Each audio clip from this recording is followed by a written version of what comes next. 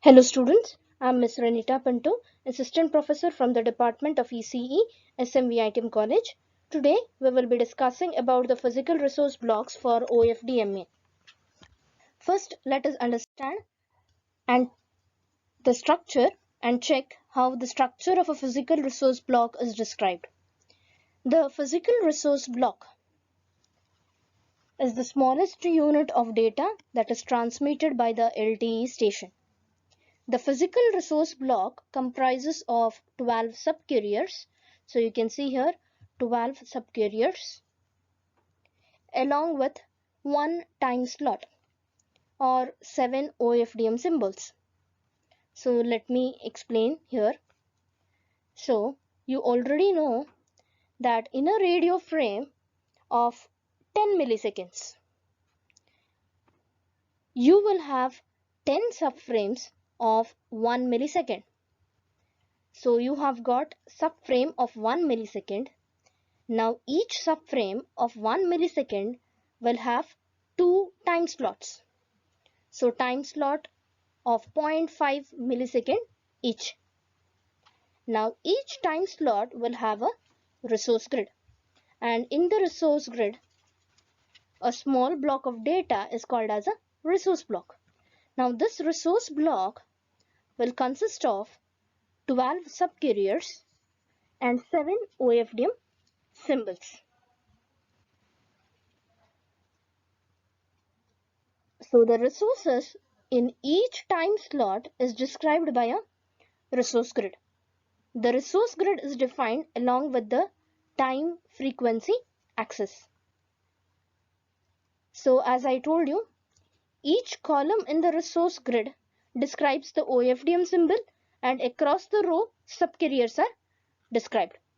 The length of the resource grid is 0.5 millisecond. So I already told you each time slot has one resource grid. So each time slot is of 0.5 millisecond. So in one subframe of 1 millisecond, there are 2 time slots of 0.5 millisecond. Each time slot has one resource grid. The smallest unit in a resource grid described by the time frequency dimension is called as resource element. So you can see here the smallest element in a resource block or in a resource grid. So you can see the smallest element is called as a resource element. Now resource element is made up of one LTE symbol and subcarrier modulated by certain amount of bits. So different types of modulations such as QPSK, 16 COM or 64 COM is used based on the channel quality. Next, we will see the resource grid in detail. The structure of each resource grid is characterized by 3 parameters. First parameter is the number of downlink resource blocks, NDLRB. Now this depends upon the transmission bandwidth. The range of the number of downlink resource blocks is given by this equation. So the minimum number of resource blocks can be 6. Maximum number of resource blocks can be 110 for a channel bandwidth. Second parameter is the number of subcarriers in each resource block. So NRBSC. So if you see the figure here, the number of subcarriers in this resource block is given by NRBSC.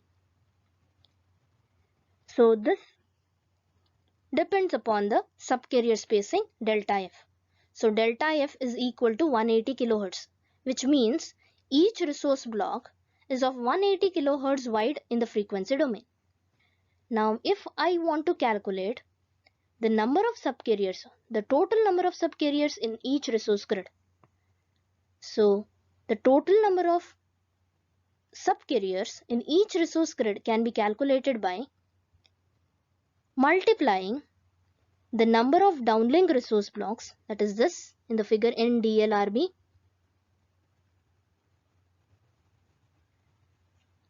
number of downlink resource blocks into the number of subcarriers in each resource block. So this product will give you the number of subcarriers in the resource grid. The third parameter is the number of OFDM symbols in each block, N DL symbol. Now this number of OFDM symbols in each resource block. This depends upon the cyclic prefix length and the subcarrier spacing. Now, each downlink resource grid has total of n DLRB into n RBSC into n DL symbol resource elements. That is, number of downlink resource blocks into number of subcarriers in each block into number of OFDM symbols in each blocks. This will give you the total number of resource elements in a resource grid. So let us take an example. So let me consider a transmission bandwidth of 10 MHz and subcarrier spacing delta F is equal to 15 kHz. And let me consider a normal cyclic prefix. So for a normal cyclic prefix, you already know there are 7 OFDM symbols. So there are 6 OFDM symbols for extended cyclic prefix, and for normal cyclic prefix 7 OFDM symbols. Now you can see there are two tables given here, so which is already defined for LTE. So using these two tables we will calculate the number of resource elements in a resource grid. So I already told you we are going to take 10 MHz bandwidth, so transmission bandwidth of 10 MHz. Fine. So first we need to know what is the number of downlink resource blocks, NDLRB. So number of resource blocks in the downlink. So for 10 MHz bandwidth we have 50. So number of downlink resource blocks is 50.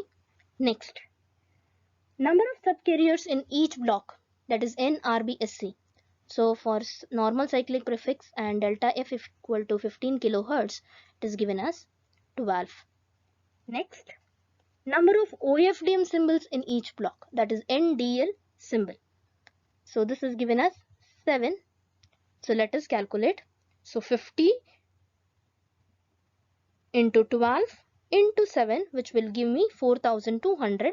So total of 4200 resource elements in the downlink resource grid. Now let us see the resource element again. Now resource element is the smallest element which is defined in a resource block. So I already told you resource element is the smallest element. So resource element is identified by the index pair K, L. So size of each resource element depends on the subcarrier spacing delta F and the cyclic prefix length. The resource block, as I've already told you, this is the resource block. So each resource block consists of 12 subcarriers, 7 OFDM symbols. So you can see here the minimum number of resource blocks in one slot of 0.5 millisecond is 1. So if I want to calculate the minimum number of resource block in one subframe, then it will be 2. So totally minimum number of resource blocks in one subframe is 2 and minimum number of resource block in one slot will be 1. So size of each resource block is 180 kilohertz. So this is of 180 kilohertz. So this is how a physical resource block for OFDMA in LTE is described. Thank you.